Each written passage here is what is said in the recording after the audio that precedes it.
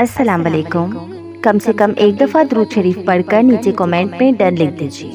آج ہم بات کریں گے کہ کن لوگوں کی دعا تہجد سے بھی قبول نہیں ہوتی۔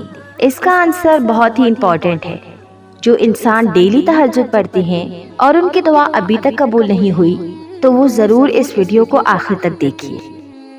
اللہ تعالیٰ تہجد میں ہمارے بہت قریب ہوتا ہے۔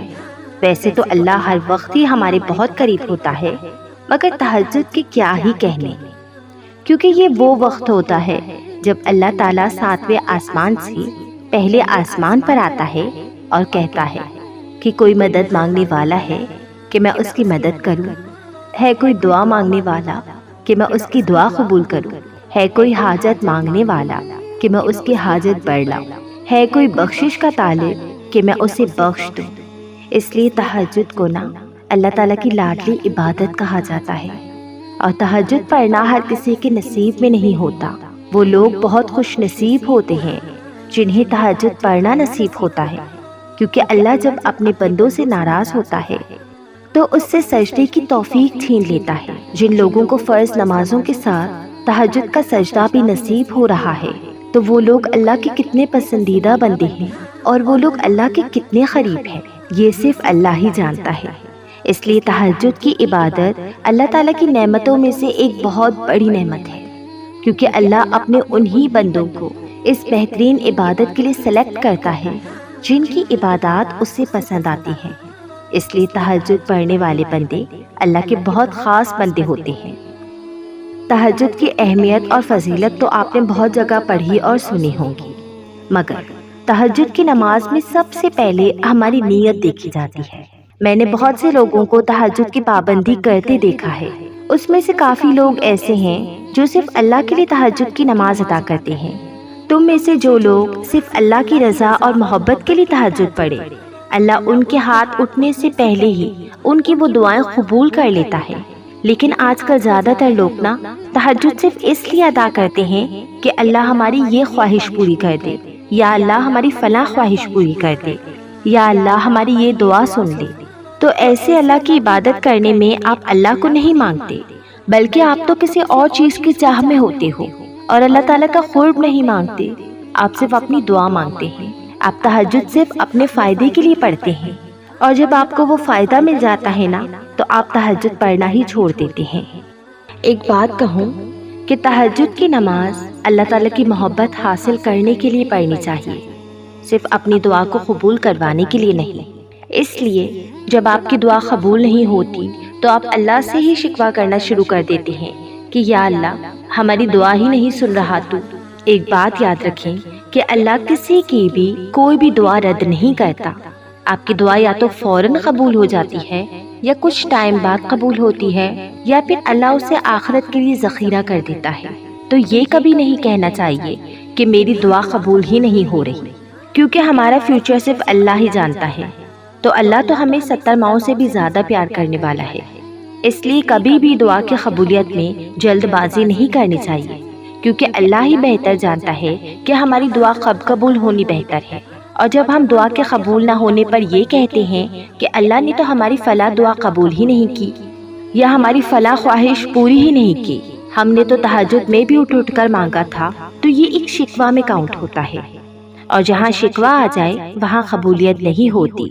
تہجد کی نماز اللہ نے اپنے بندوں کے قریب ہونے کے لیے رکھی ہے، اس لیے تہجد کی نماز کی نیت صرف اللہ کے نزدیک ہونا اور اللہ کی رضا حاصل کرنے کے لیے اور اللہ تعالیٰ کی رضا حاصل کرنا ہی ہونا چاہیے۔ اب میں یہ بھی نہیں کہتی کہ آپ تہجد میں اللہ سے کوئی بھی دعا نہیں مانگو یا اپنی کوئی بھی تکلیف اور پریشانی اللہ کے سامنے نہیں رکھو۔ میں یہ نہیں کہہ رہی کہ آپ تہجد صرف اللہ کے قریب ہونے کے لیے پڑھو اور اللہ کی رضا حاصل کرنے کے غرض کے لیے پڑھو۔ آپ اللہ سے جو مانگنا چاہتے ہیں آپ مانگے تہجد میں۔ آپ کی جو تکلیف ہے، پریشانی ہے، اسے اللہ کے سامنے تہجد میں بیان کریں۔ جو دل کی بات آپ نے اللہ سے کرنی ہے وہ آپ کریں، دل کا حال اللہ کو بتائیں، لیکن کبھی یہ نہ بولیں کہ میں ڈیلی تہجد پڑھ کے دعا مانگتی ہوں اور پھر بھی میری دعا قبول نہیں ہو رہی، میں تو اللہ سے اتنا رو رو کر مانگتی ہوں پھر بھی اللہ تعالیٰ دعائیں قبول نہیں کرتا۔ ارے ایسے الفاظ ادا کرنے والا بہت غلط انسان ہے۔ یاد رکھیں کہ اللہ کو ہماری عبادتوں کی، ہماری دعاؤں کی ضرورت نہیں ہے، ہمیں اللہ کی ضرورت ہے۔ اسی لیے تہجد میں اللہ سے اللہ کو ہی مانگیں، اللہ کو ہی بتائیں کہ اللہ میں تیری محبت میں تہجد کی نماز ادا کرتی ہوں، میں تیری محبت میں اپنا نرم گرم بستر چھوڑ کر بیدار ہوتی ہوں۔ یا اللہ، تیری محبت میں رات کو اٹھ کر ٹھنڈے پانی سے وضو کرتی ہوں اور نماز کا اہتمام کرتی ہوں یا کرتا ہوں، اور صرف تیری محبت میں رات کے اس پہر تجھے یاد کرتی ہوں۔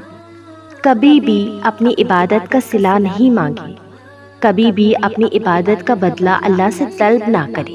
اللہ کی عبادت صرف اللہ کے لیے ہونی چاہیے، اللہ کو راضی کرنے کے لیے ہونی چاہیے، اور اگر اللہ آپ سے راضی ہو گیا تو آپ کی دعا تو خود بخود قبول ہو جائے گی، پھر آپ کی دعا کو کوئی بھی قبولیت سے روک نہیں سکتا۔ جب اللہ آپ کا تو سب آپ کا۔ آپ جو اللہ سے مانگتے ہیں، اگر اللہ آپ کو وہ چیز دے دے تو شکر ادا کریں، اور اگر نہیں ملتا تو بھی شکر ادا کریں، کیونکہ اس میں بھی اس کی کوئی نہ کوئی مصلحت تو ہوگی۔ ہمارا بار بار یہ کہنا کہ یا اللہ میری تو دعا قبول نہیں ہو رہی، یا میری دعا کب قبول ہوگی، یہ سب ناشکری میں شامل ہوتا ہے، اور اللہ تعالیٰ کو ناشکری بالکل پسند نہیں ہے۔ اس لیے آج سے قرآن کی تلاوت یا جو بھی آپ عبادت کرتے ہیں، ذکر اللہ کرتے ہیں وغیرہ وغیرہ، وہ صرف اللہ تعالیٰ کو راضی کرنے کے لیے ہو، اللہ تعالیٰ کی محبت حاصل کرنے کے لیے ہو۔ جس دن آپ کو اللہ تعالیٰ کی محبت اور رضا مل گئی نا، اس دن آپ دیکھیے گا کہ اللہ تعالیٰ آپ کی ساری دعائیں قبول کر لے گا۔